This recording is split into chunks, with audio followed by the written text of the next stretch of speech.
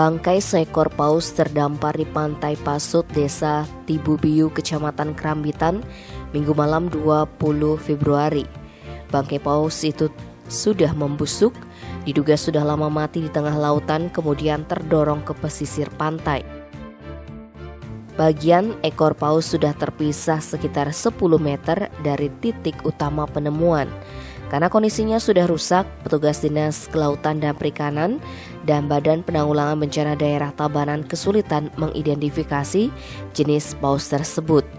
Sekretaris DKP IKD Artina menduga kondisi cuaca di tengah laut menjadi penyebab kematian mamalia laut tersebut.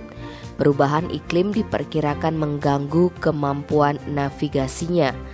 Ketua DPC Himpunan Nelayan Seluruh Indonesia Tabanan, Iketut Arsanayase mengatakan, dalam seminggu terakhir laut di selatan Tabanan yang kebetulan masuk kawasan Samudra Hindia banyak ditemukan kawanan paus. Terlebih, ikan sarden dan lemur sedang banyak-banyaknya. Tim Bali Express melaporkan.